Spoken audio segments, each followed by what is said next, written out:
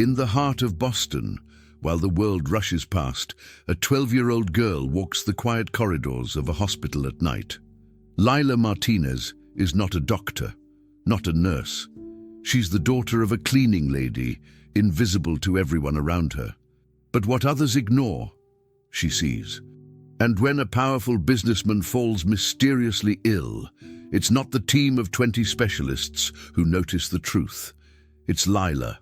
Armed with nothing but a small notebook and her unshakable courage, she uncovers a secret that could save a life or destroy her own. Stay with us until the end, because this is the story of how a girl no one believed became the one voice that could not be silenced.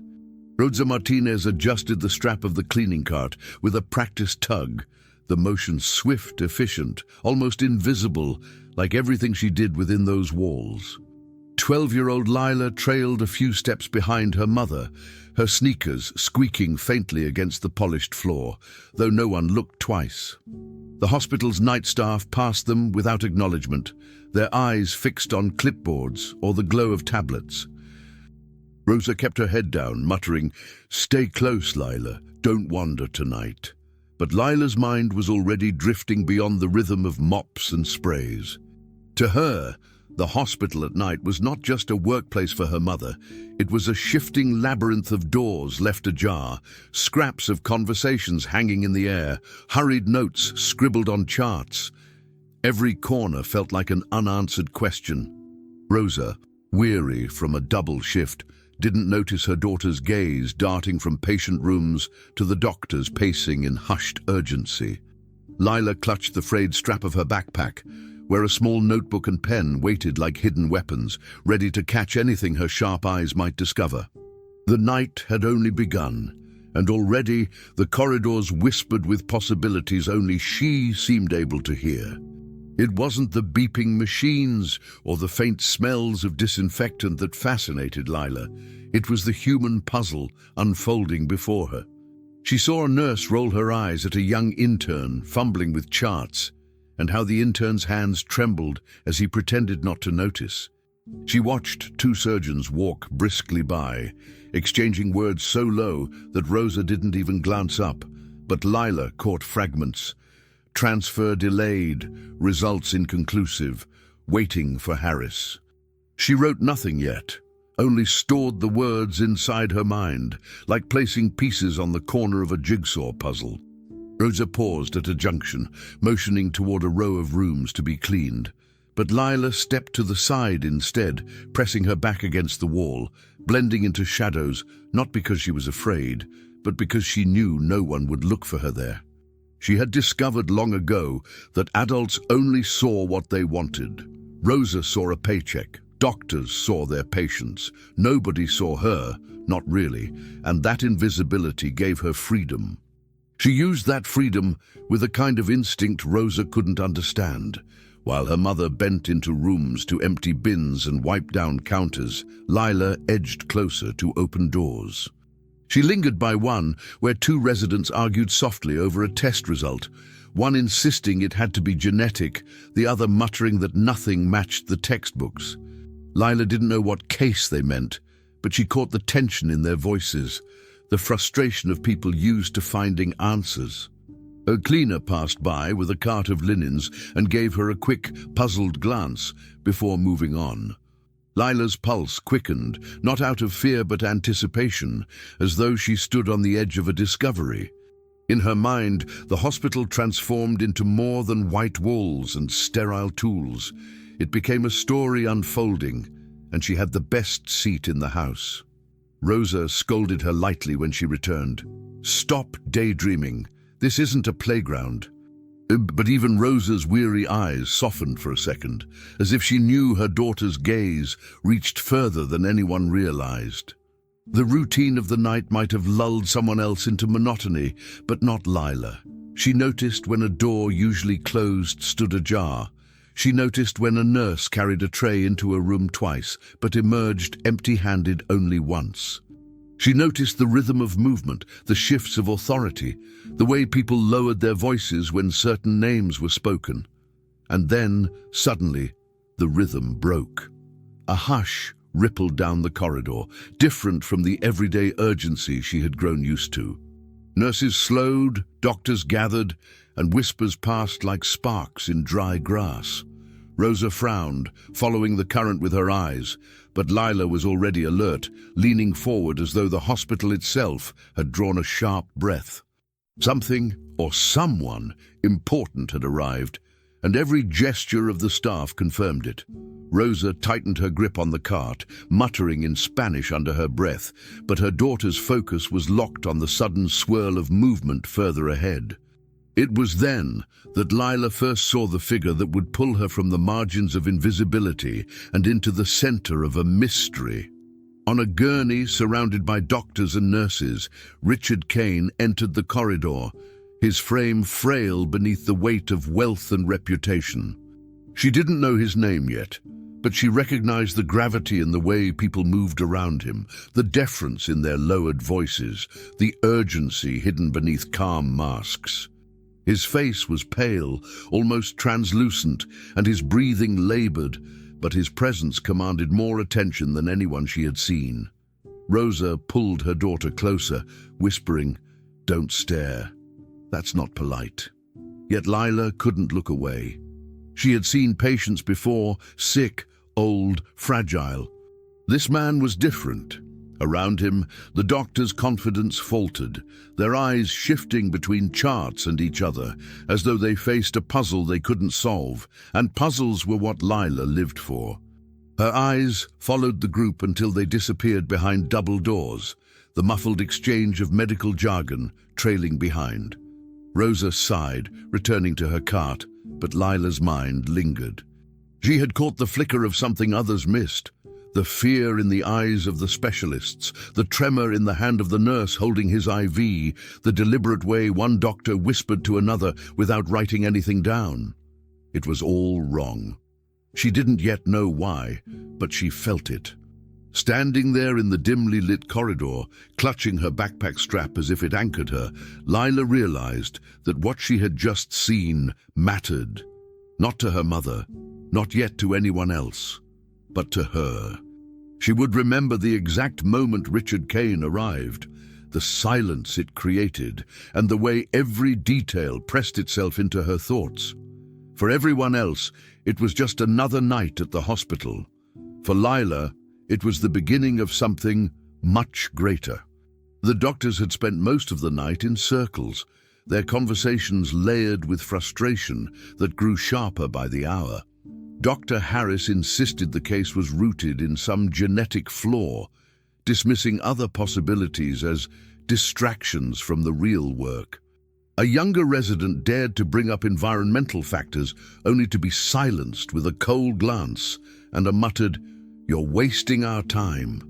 Nurses exchanged looks, caught between protocol and helplessness, while Kane's condition quietly declined.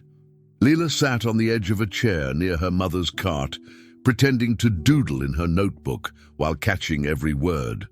She didn't always understand the medical terms, but she understood the tension, the way experts argued not about how to save the man, but about which theory would let them win the argument. Rosa whispered, "Don't listen to them, Mija. It's none of our business." But Lila couldn't help herself. To her, the business of adults was the most interesting thing in the world, especially when those adults seemed so confident, yet so lost. And into that exhaustion and conflict, a new presence entered the room, altering the atmosphere in an instant. Ethan Cole arrived not with urgency, but with a polished smile that seemed rehearsed. He carried 2 sleek bags, the kind of packaging that screamed exclusivity, creams in glossy containers, supplements labeled in languages Lila didn't recognize. His suit was tailored, his shoes untouched by dust, and his voice carried the kind of assurance that doctors did not dare interrupt. "I thought these might bring Richard some comfort," he said warmly, setting the items down on the table by the bed. "Doctor." Harris's irritation dissolved into polite gratitude. "That's thoughtful of you, Ethan," he replied, motioning for a nurse to take the gifts. Cole added quickly, This brand is imported, only the purest ingredients. He always preferred them. Small comforts can make a difference, don't you think? The staff nodded, eager to appease him, and in that moment it was as if Ethan had authority equal to their own. Rosa stayed at the far end of the room, silent, wiping down surfaces. Leila, however, fixed her gaze on the man, noticing the way he positioned the jar of cream so carefully, almost theatrically, as though ensuring it wouldn't be overlooked. Richard Kane was awake enough to lift his eyes at Ethan's arrival, though his face betrayed exhaustion.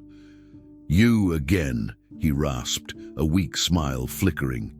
Ethan bent low, clasping Kane's frail hand with a performance of affection. "Always me, old friend," he murmured. "You know I'll be here until you're back on your feet." Kane coughed, his grip feeble, yet he seemed almost relieved at the company. The doctor stepped back, observing the exchange with mild amusement, perhaps glad to let someone else carry the burden of optimism for a few minutes. Leila studied Kane's expression. Beneath the gratitude, there was hesitation, a flicker of uncertainty he tried to mask. Ethan patted his shoulder and spoke louder for the benefit of the others.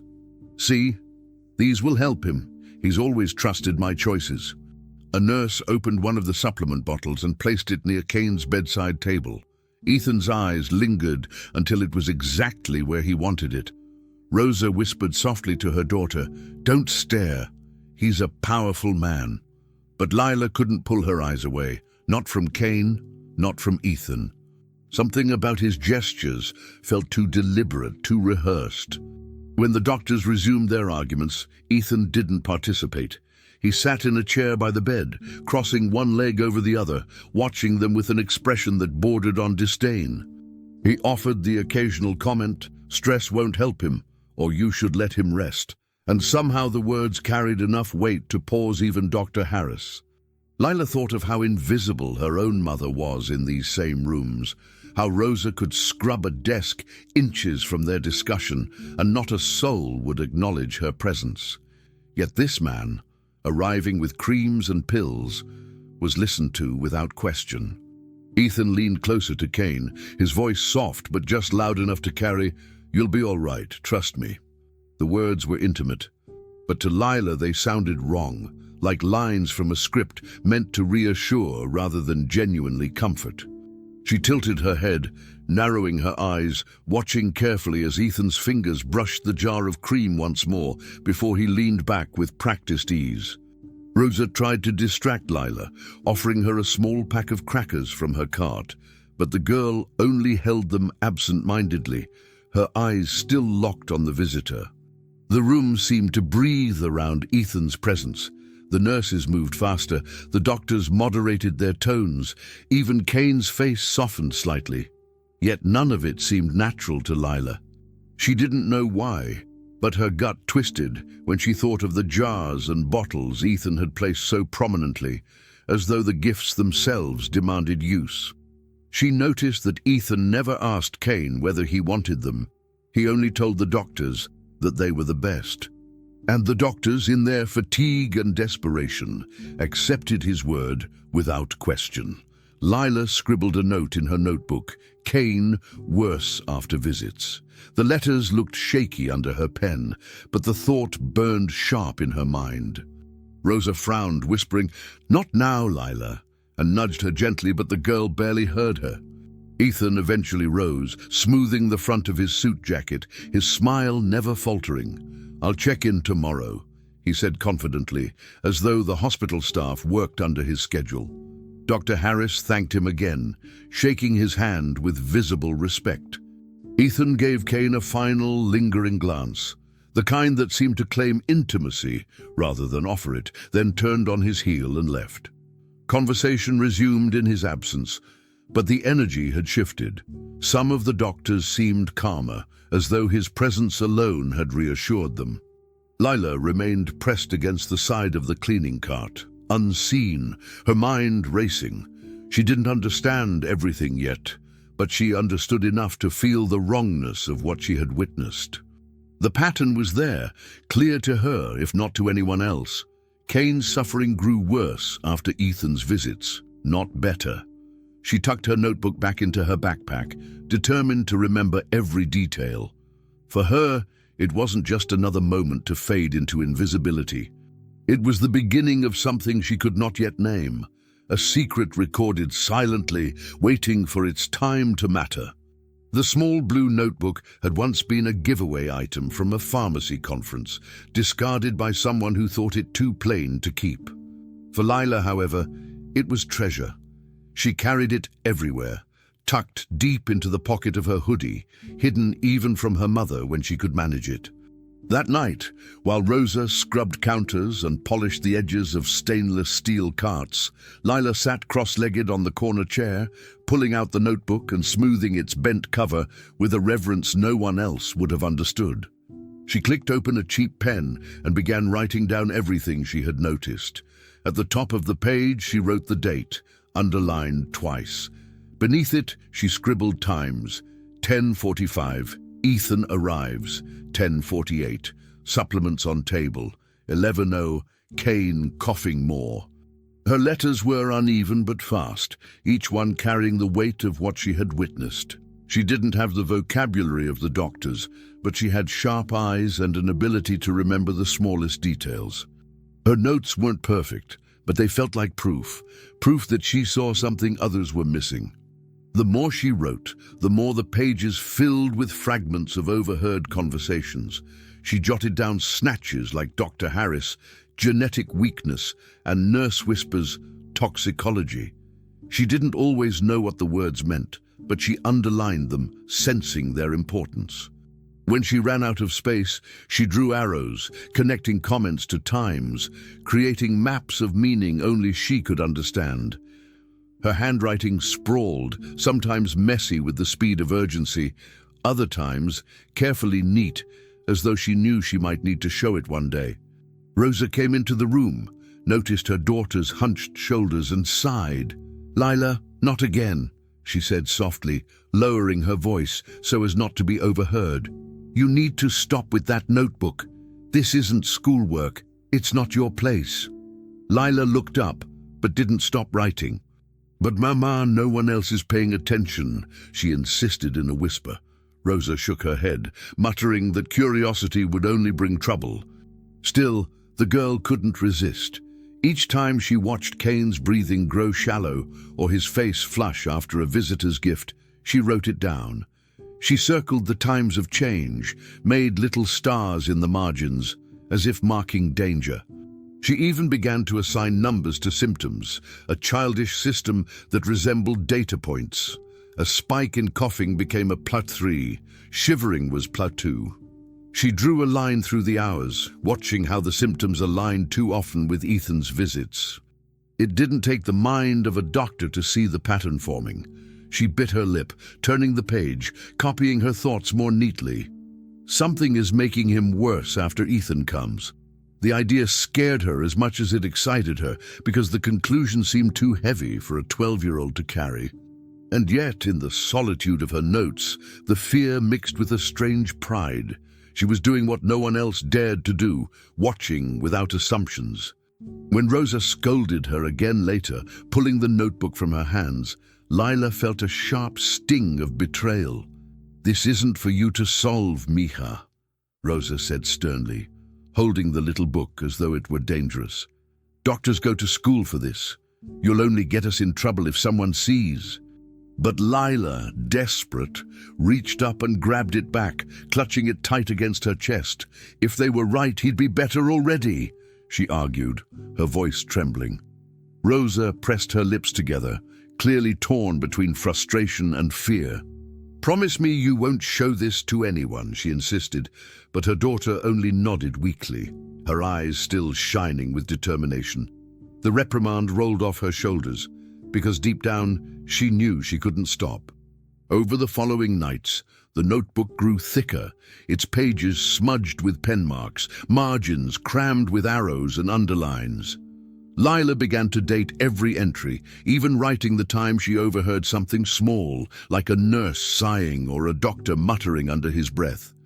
To an outsider, It might have looked like the ramblings of a child with too much imagination, but to Lila it was a system, a way of making order from chaos. When she flipped back through earlier pages, she began to see what looked like rhythm, symptoms rising and falling, visits aligning with sudden downturns. She whispered the words aloud, "It's a pattern," and her chest swelled with both fear and certainty. In the end, when Rosa finally forced her to put the notebook away for the night, Lila lay awake on the plastic chair, the little book pressed under her pillow like a secret treasure. She thought of Kane's pale face, the way the doctors argued while he suffered, the way Ethan's smile never wavered, and she knew the others weren't seeing what she saw. Between the scribbles and arrows, a conviction had taken shape, as sharp as any truth she'd ever known. Something was wrong, terribly wrong, and she was the only one who could see it. The debate over Richard Kane's failing body grew louder with every hour, though none of the words seemed to help him. Dr. Harris stood at the center of it all, insisting with his trademark authority that the deterioration was rooted in Kane's genetics. "It's inherited," he declared, jabbing his finger at a chart, as if pointing hard enough would make his claim true. "We need to trace family history, not waste time with guesses." Across from him, Dr. Patel shook her head, countering with quiet urgency. "His family history doesn't support that. The onset is too rapid. We need to consider an external cause, something he's been exposed to recently." Harris brushed her off with a wave of his hand, muttering about her inexperience.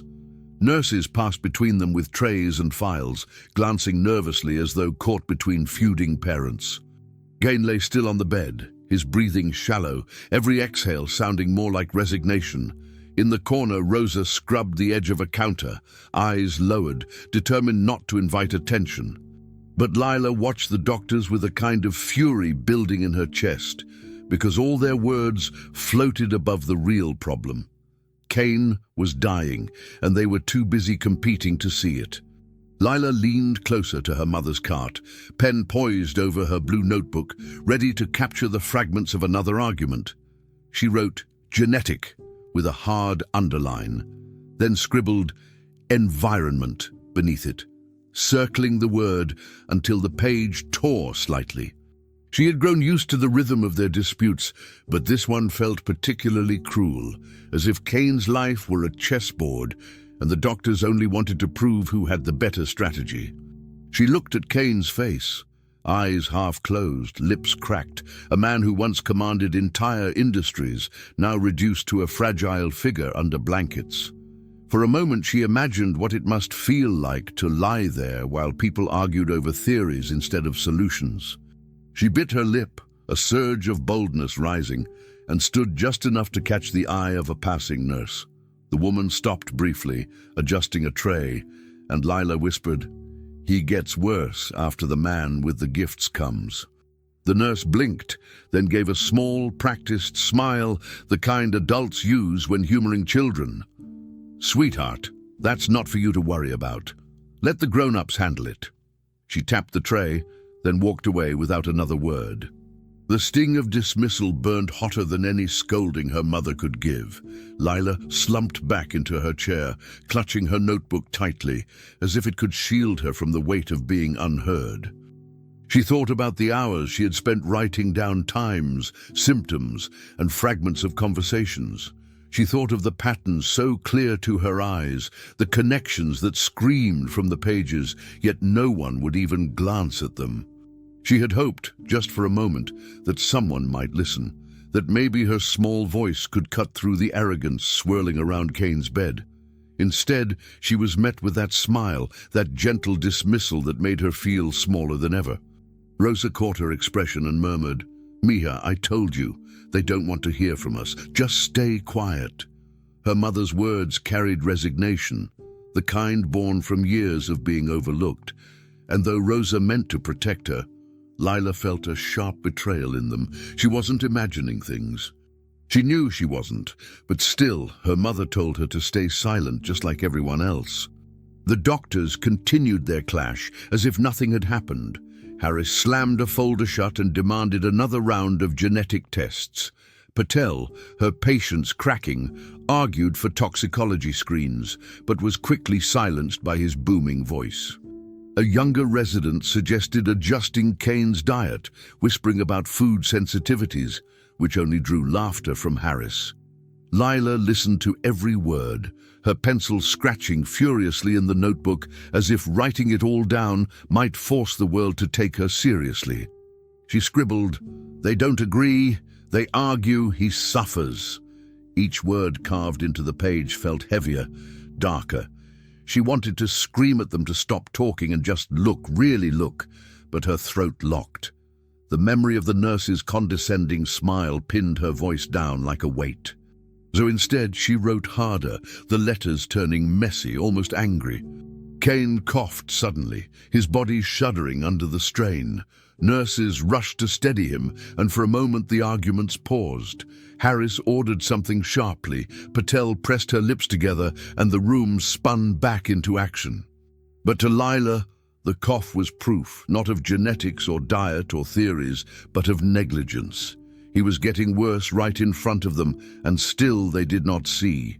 Her nails dug into the edge of the notebook. She wanted to stand up, to shout that she knew the truth, that she had been watching when they weren't, but the echo of the nurse's words silenced her. "Sweetheart, that's not for you to worry about." They didn't believe her. They wouldn't believe her. Not yet. By the time Rosa steered her toward another corner of the room, urging her to keep out of the way, Lila had folded back into herself. She clutched her notebook, resting her chin on her knees, her eyes fixed on the people bustling around Kane. Their voices blurred into a meaningless hum of authority, but her own silence sharpened her senses. If no one would hear her words, then she would stop wasting them. She would keep watching, keep writing, keep recording every detail. Silence was a burden, but also a shield. If she could not speak, she would see, and in the depths of her heart, she knew that sometimes seeing carried more power than words. Layla had learned that invisibility was not just about being ignored, it was about turning the neglect of others into a weapon. She moved through the hospital like a shadow, slipping between carts, crouching behind doors that never quite closed, and listening to conversations no one thought she was capable of understanding. Her mother's cleaning duties gave her cover. Everyone expected to see a child trailing Rosa occasionally, so no one looked twice. That expectation, that casual dismissal, became her greatest shield. With her notebook tucked into her hoodie, she timed Ethan's visits with a seriousness beyond her years, clicking the stopwatch function on a cheap plastic watch she'd found at a thrift store. Each second she counted felt like a brick stacking into a wall of evidence. She didn't know what she would build yet, but she knew every number mattered. 11 minutes after Ethan left, he coughed harder, she whispered to herself, scribbling it down quickly before Rosa called her back to help with trash bags. Her game of hiding was no longer just play. It was survival for someone else's life, even if no one else realized it. Improvisation became part of her daily routine. She scoured the cleaning closet for supplies that could double as tools. Empty spray bottles became containers for liquid she swiped from discarded cups. Crumpled tissues left near Kane's bedside were carefully folded and hidden in her backpack. Even plastic caps from IV bags were kept as markers of time and use. Rosa noticed her pockets bulging sometimes and shook her head, muttering, Lila, you're going to get me fired with all your nonsense." But Lila only smiled faintly, hiding the items deeper. She didn't tell her mother that each object felt like a puzzle piece she couldn't leave behind. She stored them in a shoebox hidden under her bed at home, labeling them with scraps of paper. Day 3. Ethan visit, Kane coughing. The shoebox grew heavier with each shift, and though the evidence looked meaningless to others, to Lila it whispered truth. She couldn't yet explain it in words adults would respect, but the collection in her hands was more real than any argument the doctors shouted. Each hiding spot became familiar territory. Behind the linen carts, she could hear the nurses gossiping, catching fragments of conversations they thought were safe. Near the vending machines, she eavesdropped on interns complaining about Dr. Harris's arrogance and how nothing adds up in Kane's case. Once, squeezed behind a half-open door to the supply room, she saw Ethan hand a nurse a small envelope, just a simple folded piece of paper, before smiling and walking away. The nurse tucked it quickly into her pocket, glancing around as if guilty. Lila wrote it down immediately. Nurse pocket, after Ethan. It wasn't proof, not really, but her instinct screamed that it was connected. Sometimes she worried she was imagining things, that maybe her mind was racing too far ahead. But then she would flip back through her notebook, tracing the overlapping lines of symptoms and visits, and the pattern stared back at her like a secret begging to be uncovered. The more she observed, the more her courage grew. She stopped flinching when people brushed past her without a glance, stopped shrinking when doctors argued overhead. Instead, she leaned into her invisibility. When Ethan entered Kane's room, she positioned herself so she could see the reflection of his movements in the polished metal of the elevator doors. When Rosa bent down to mop a spill, Lila slipped behind the privacy curtain just long enough to see Ethan press the cream into Kane's palm, his voice smooth as silk. "This will help, old friend." Lila darted back before anyone noticed, her heart pounding with both fear and triumph. She scribbled it down the moment she could. He always makes him use it. She began to realize that the hospital was filled with blind spots, not just in hallways, but in the people themselves. They didn't look, not the way she did. That was her advantage. Still, the weight of what she was piecing together began to gnaw at her. She didn't know the names of the chemicals or the science behind them, only the rhythm of what she saw. Ethan's visits meant decline. The supplements and creams meant coughing, fever, shallow breaths. And yet the doctors ignored these details, burying themselves in arguments about genes and diets. Sometimes, when she lay in bed after a shift, she pressed the notebook against her chest and whispered, "What if I'm wrong?" But the voice inside her, the same voice that told her to hide and watch, always answered, "What if you're right?" That question kept her awake at night, staring at the ceiling, her small hands trembling with the enormity of what she carried. By the end of the week, the puzzle in her mind had sharpened into something undeniable. Every hiding place, every overheard word, every scrap she collected had started to connect. It was more than coincidence. It was deliberate. She didn't know how to prove it yet. She wasn't sure anyone would even listen when she tried. But she felt the truth wrapping itself around her like a net. Kane wasn't just sick. Someone was making him sick, piece by piece, visit by visit. And though her hands were small, though her voice had been silenced, the thread of that truth was already tangled between her fingers. The game of hiding places was no longer a child's game. It was the only reason Richard Kane had a chance at surviving, even if he didn't know it yet. The night had dragged on with the same endless rhythm, doctors arguing, nurses rushing, Rosa cleaning quietly in the corners, but for Lila, everything narrowed down to a single goal. She had been waiting for her moment, rehearsing it in her head for days. When Rosa turned her back to scrub a sink in the outer corridor, Lila slipped into the bathroom of Kane's private suite.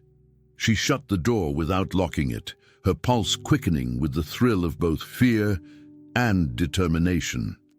On the counter, where Ethan had so carefully placed it during his last visit, sat the imported cream. Lila picked it up with trembling fingers, unscrewing the lid as quietly as she could. The scent rose immediately, soft, floral at first, but beneath it something metallic and sharp lingered, a note she remembered from a library book about poisons. She dipped her fingertip into the thick substance and rubbed it between her thumb and forefinger. The texture seemed too heavy, too sticky, and as she held it under the dim light, she noticed it shimmered faintly, like powdered metal suspended in the lotion. Her heart pounded against her ribs, the certainty striking hard. This was not ordinary cream. She leaned closer, inhaling carefully. The metallic scent grew stronger, pushing against her memory of late nights reading science books scavenged from thrift shops. She recalled a passage about certain metals, thallium, mercury, substances that left a faint sheen when ground into compounds. Layla's throat tightened, as though the knowledge itself had a taste. "It's here," she whispered to herself, her voice barely audible. "This is what's hurting him." She wiped her finger against a tissue, then sat on the closed lid of the toilet, forcing her racing mind to steady. The adults would never listen to her, not to a child, not to the daughter of a cleaner, but maybe she could show them. She dug into her backpack, pulling out the little collection of improvised tools she had assembled. A plastic spray cap, a bit of bleach solution from the janitor's closet, and an empty water bottle half filled with tap water. It wasn't science as the doctors knew it, but it was hers.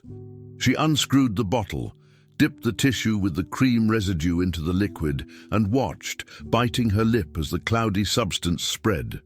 The metallic sheen did not dissolve, clinging to the surface as if proving her suspicion. Her hands shook, but she forced herself to continue.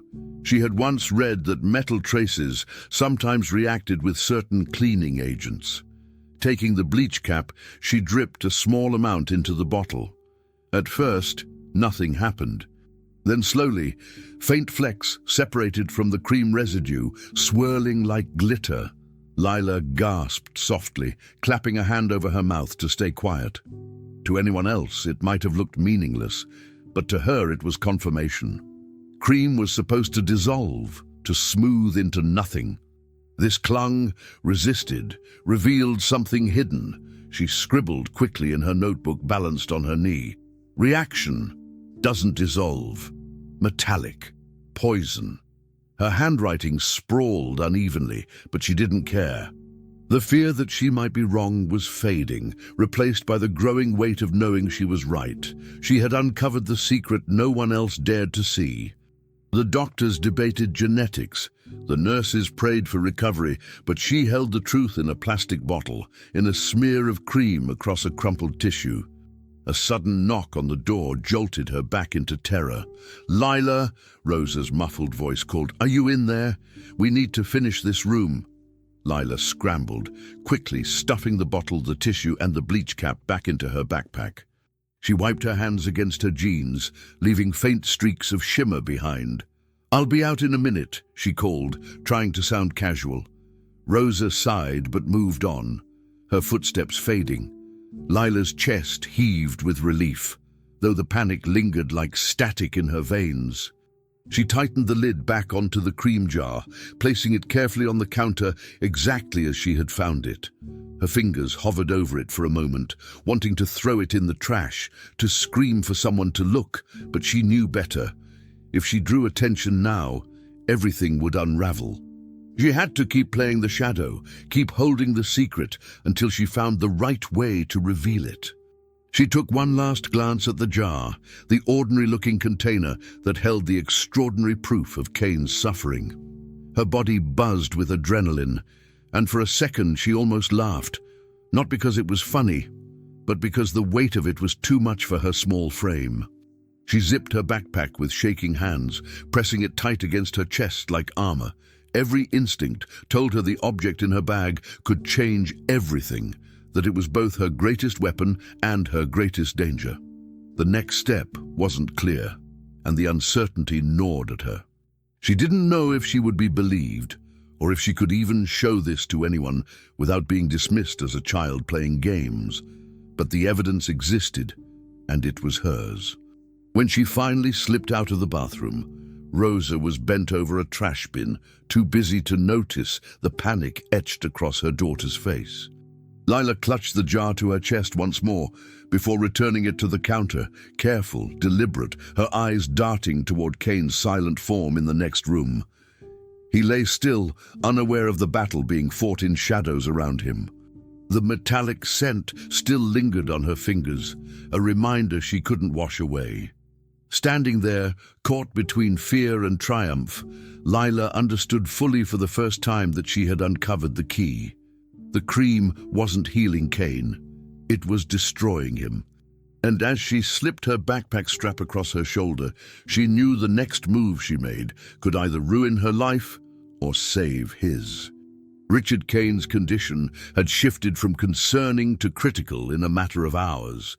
The doctor's tones had grown sharper, their movements quicker, but none of it masked the truth. They didn't know how to stop his decline. Leela, watching from the edge of every scene, felt the urgency pressing down on her chest, like a weight she could no longer carry alone. Her notebook was filled, her experiments had confirmed her suspicion, and the cream's metallic glimmer still haunted her fingertips. But evidence hidden in a child's backpack meant nothing if no one would listen. For days she had been silenced, dismissed with condescending smiles, yet one face lingered in her mind: Ellie Price. The young resident sometimes offered her a nod or a fleeting smile, unlike the others who treated her as air. Ellie had not ignored her completely, and in that single kindness, Lila saw a chance. As Kane's monitors beeped erratically and Rosa busied herself wiping down a counter, Lila slipped away, her notebook pressed against her chest. Her heart pounded as she walked toward the staff restroom, the door slightly ajar, light spilling through the crack. Inside, Ellie sat slouched on a worn couch, rubbing her eyes with both hands. Her white coat was wrinkled, her hair tied back messily, and exhaustion clung to her like a second skin. Lila hesitated at the threshold, afraid of interrupting, but forced herself to push the door wider. Ellie looked up, startled, then frowned. "Lila, you can't be in here," she said softly, her voice not harsh, but cautious. Lila stepped inside anyway, clutching the blue notebook and her backpack. "Please," she whispered, her voice trembling but insistent. "You have to listen to me."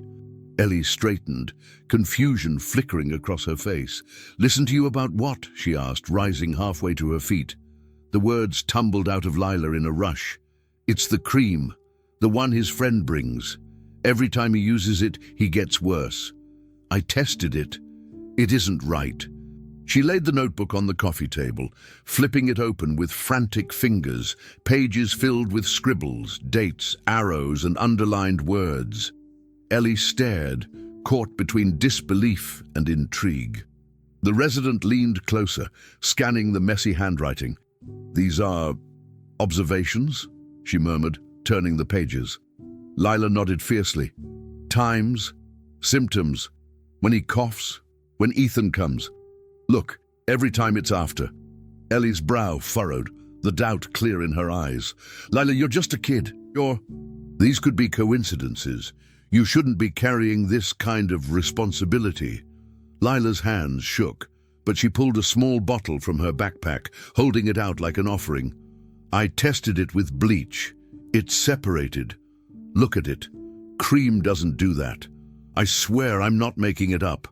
Oh, the desperation in her voice cracked through the room's stillness. Ellie stared at the bottle, then at the girl, her own heart racing with the risk of even entertaining this. If she believed a child over her superiors, it could ruin her reputation. But if she ignored her and the girl was right, Kane would die. Ellie's training screamed caution, but her gut whispered that the determination in those dark eyes wasn't the product of imagination. For a long moment, silence stretched between them. Ellie closed the notebook and set it gently on the table. "Do you understand what you're asking me?" she said quietly. "If I take this seriously, if I go against Dr. Harris with this, it could cost me everything. My career, my license." Lila swallowed hard, tears stinging her eyes but not falling. "I don't care about careers," she said fiercely. "I care about Mr. Kane. He's dying and no one sees it but me. Please, Dr. Price, you smiled at me once. You saw me when no one else did. See me now." The words broke something in Ellie, a crack in the armor of doubt she had built under Harris's authority. She saw not just a desperate child, but someone who had been watching when everyone else had turned away. And in that raw honesty, Ellie felt a conviction she couldn't ignore. Ellie took the small bottle from Lila's hands, turning it in the light. The faint shimmer clung stubbornly to the liquid, just as Lila had said. Her chest tightened. She could already imagine Harris dismissing it, ridiculing her for listening to the janitor's kid. But she also knew the truth. Her instincts told her this mattered, and if Kane's life hung in the balance, ignoring it would haunt her forever. She looked at Lila again, really looked, and saw not just a child, but a witness, a guardian who had risked everything to bring this to her. Ellie inhaled deeply, her decision weighing heavily but already made. "All right," she said finally, her voice steady. "I'll look into this. But you have to promise me you'll stay quiet for now. Let me take the risk." Relief flooded Lila's face, her shoulders sagging with the release of a burden she had carried alone. For the first time since she'd begun her secret investigation, Lila felt the power of being heard. She sat down on the couch beside Ellie, her small frame tense with exhaustion, but alive with hope. The notebook lay open between them, no longer dismissed as childish scribbles, but seen for what it was, a lifeline. Ellie reached for her phone, already considering the next steps, but her eyes lingered on the determined little girl beside her. "You're brave, Lila," she said softly, almost to herself.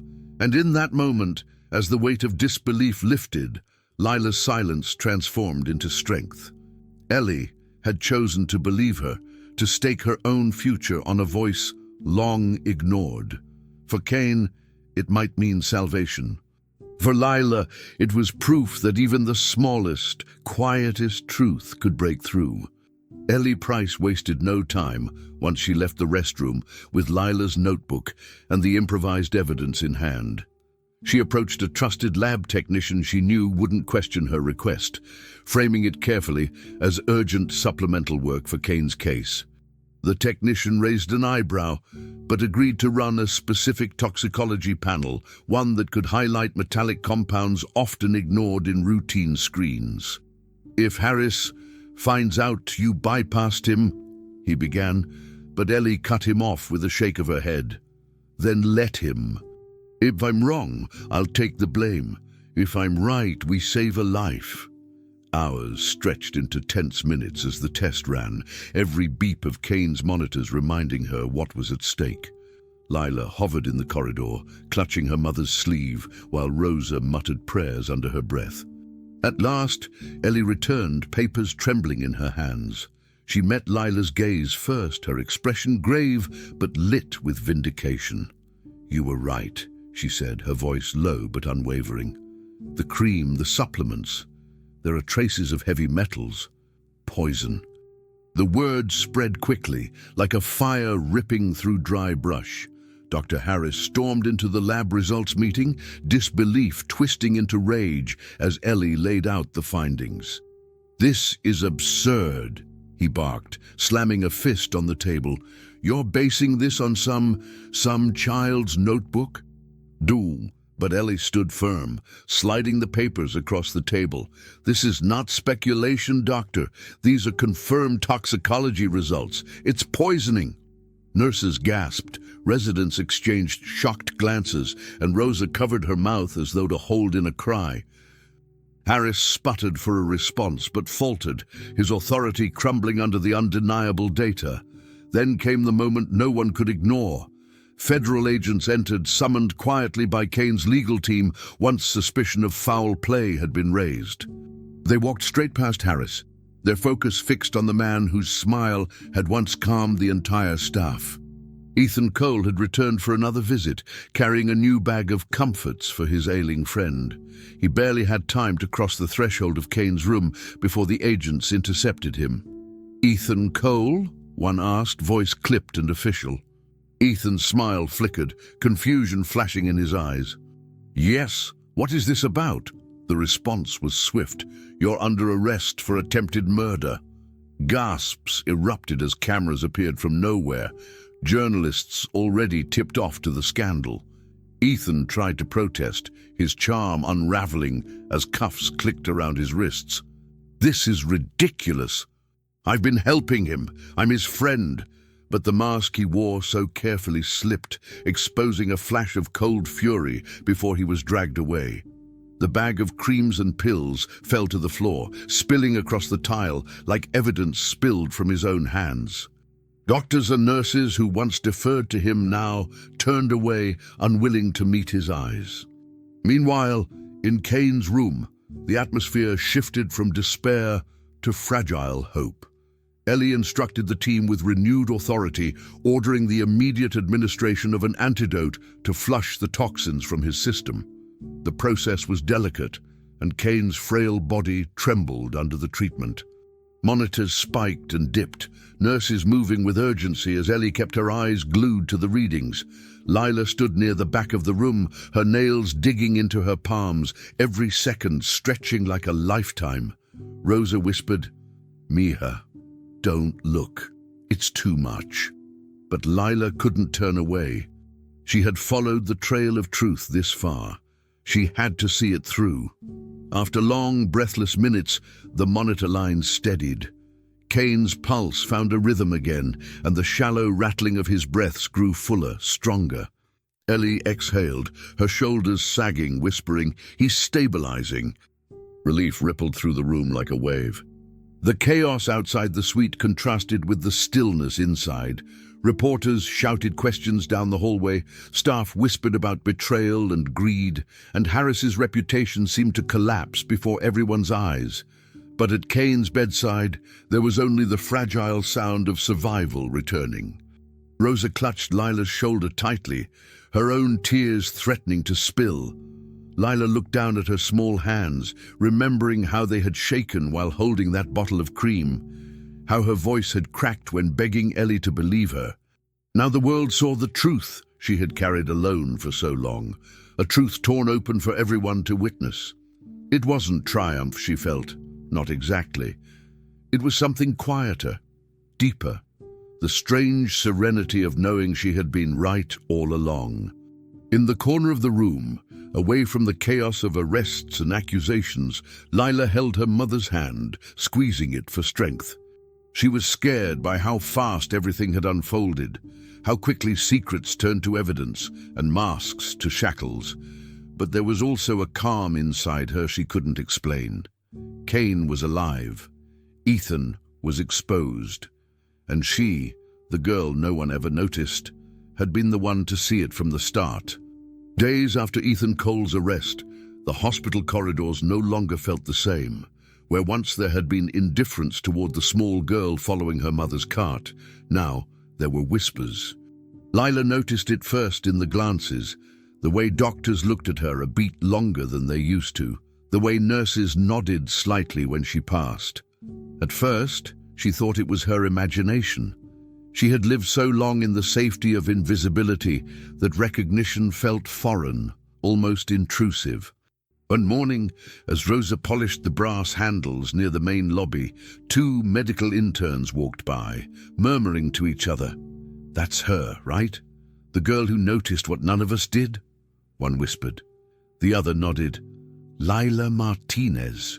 The name, her name, spoken aloud in those walls where no one had ever bothered to see her, sent a shiver down her spine.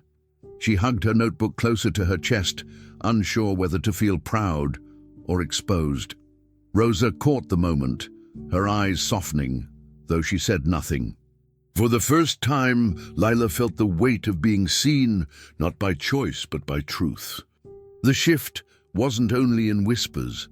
Nurses began to greet her openly, their voices kind in ways that once felt impossible.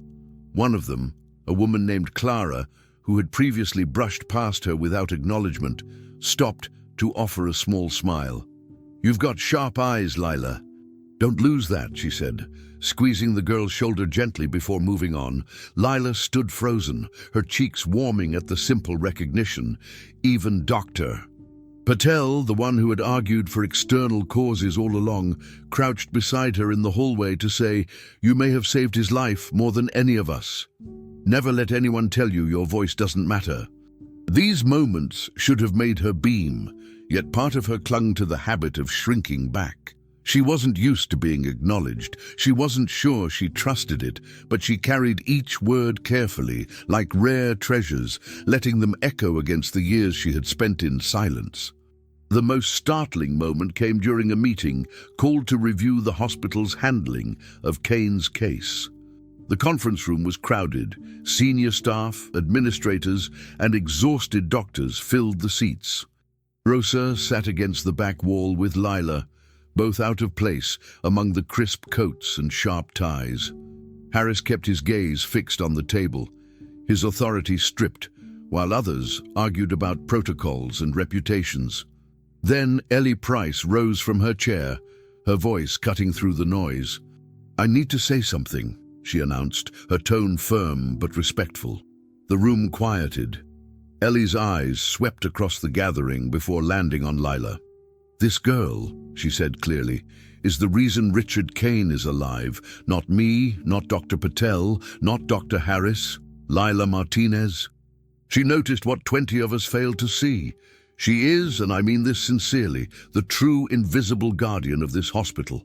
Gasps and murmurs filled the room, and every face turned toward the 12-year-old clutching her notebook with trembling hands. Rosa's breath caught in her throat, pride and disbelief colliding all at once. Lila wished in that moment that she could vanish again, melt into the floor or hide behind Rosa's cart, but as eyes settled on her, something inside shifted. She raised her chin, not defiantly but gently, acknowledging the weight of Ellie's words. Her heart thudded painfully as she whispered to herself, "They see me." She glanced up at Ellie, who offered the faintest smile, encouragement wrapped in a look. The meeting resumed with discussions of policies and accountability, but Lila barely heard it. What mattered was that her name had been spoken in the one place it had never belonged. She'd been given a title she never asked for, guardian, and with it came a responsibility she hadn't expected to feel. She didn't know what her future held, but for the first time she felt as though it could be something bigger than the shadows. Rosa, sitting beside her, struggled to contain her emotions. She turned, studying her daughter's profile as if seeing it for the first time. The stubborn set of Lila's jaw, the quiet intelligence in her eyes, the fierce determination masked beneath her youth. It all came into focus now. She wasn't just the little girl she carried along to night shifts, the one she worried would get in trouble for being too curious. She was someone extraordinary, someone who had changed the course of lives with her persistence and courage. Rosa blinked back tears, reaching for Lila's hand. For once, Lila didn't pull away or hide her notes. She squeezed her mother's hand tightly, letting the warmth pass between them like an unspoken promise. And so, as Kane continued his slow recovery in the ward, the hospital itself shifted. Doctors who once ignored Lila spoke her name in cautious respect. Nurses greeted her openly, with gratitude shining in their faces. And in the quiet of that meeting room, Ellie's words rang the loudest, echoing far beyond the walls. The true, invisible guardian. Rosa's heart swelled with pride, finally seeing not just the child she had raised, but the mind and spirit burning within her. For Lila, it was both terrifying and liberating, to no longer be invisible but recognized for what she truly was. Weeks had passed since the chaos that had nearly ended Richard Kane's life. His body was thinner now, the sharp lines of illness still visible, but strength had begun to return to his voice and posture. No longer confined to a hospital bed, he sat in the polished leather chair of his office, a place where he had once commanded boardrooms with authority and where now he waited to welcome the girl and her mother who had saved him. Rosa and Lila entered quietly, unsure if they belonged in such a space, their steps hesitant on the marble floor. Kane rose slowly, leaning on a cane but standing tall enough to show his determination. "Thank you for coming," he said simply, his words unadorned but carrying a weight no decoration could provide. Rosa lowered her gaze, her instinct to remain unnoticed still strong. But Lila lifted her chin, though her hands clutched the strap of her backpack as if for courage. Kane studied her for a long moment, then smiled faintly.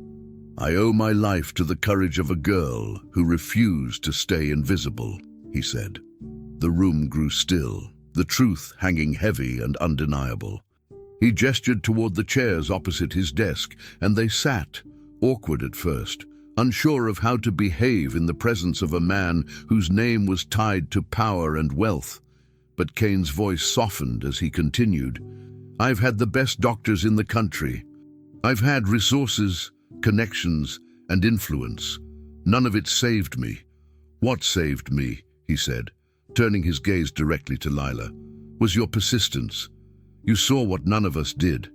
Lila's cheeks flushed, her fingers twisting in her lap, but her eyes never wavered from his. I couldn't ignore it," she murmured, her voice trembling. Rosa reached for her daughter's hand, whispering in Spanish, "Mija, he's thanking you." Kane nodded, smiling gently. "Yes, I am, and I intend to do more than thank you. I intend to give you what you deserve, a chance to use that mind of yours, to be seen for what you truly are." From a folder on his desk, Kane drew a set of papers and laid them carefully on the table. "This is a scholarship program I've set up in your name, Lila. Full support through private schooling, mentorship, and beyond, if you choose to pursue it. I don't want your potential to be buried by circumstance. I want to see what you can become." The words landed like thunder in the quiet room. Rosa's breath caught, her hands trembling as she pressed them against her lips. "Senor Kane, we can't accept something like this," she whispered, her voice breaking between pride and fear. But Kane leaned forward, his eyes steady. "You must. This isn't charity, it's recognition. You saved me. Let me do this for you." Lila's eyes widened, the weight of the moment crashing over her. She stared at the documents, her name written there in crisp ink, as if the world had already begun carving out a future she never thought possible. Ellie Price entered then quietly, almost reluctant to intrude, but Kane waved her in with warmth. "Ellie, you should be here for this," he said. She joined them at the table, her presence grounding Lila, who looked at the young doctor as if seeking silent reassurance. Ellie smiled softly. "You earned this, Lila. Every bit of it. Don't ever doubt that." Kane slid a pen across the table, its silver barrel gleaming. "All it takes is your name," he said. Lila's small hand trembled as she reached for it, her heart thundering in her chest. Rosa whispered, "Only if you want to, mi amor," her voice thick with tears. Lila nodded, more to herself than anyone else, and lowered the pen to the paper. Her handwriting was uneven, her letters shaky, but each stroke felt like a declaration. She wrote slowly, deliberately, her name stretching across the line as though carving her place into existence. Lila Martinez. When the last letter was finished, she lifted the pen, her chest rising and falling as if she had run a great distance. Kane's expression softened, pride and gratitude mingling in his gaze. Rosa covered her face with one hand, silent tears slipping through her fingers, overwhelmed by the sight of her daughter claiming a future that once seemed unreachable. Ellie reached out, squeezing Lila's shoulder gently, her voice low but certain. "This is just the beginning." And in that moment, the past dissolved, the years of invisibility, the condescension, the silences that had once suffocated her. In their place, a new truth was written, not just on paper, but in the air between them. Kane, Ellie, and Lila exchanged a look that spoke louder than any words, the certainty that destinies could be rewritten, that unseen courage could alter everything, and that the smallest voices, when finally heard, could change the course of lives. We created this story with care and dedication, always thinking of you who join us here. If this video touched you, we'd love to hear your thoughts. Leave a comment and share the lesson you take from it. Don't forget to subscribe to our channel and give this video a like. Stories like this take us more than a week to bring to life, and your support truly keeps us going. Thank you for being with us and see you in the next story.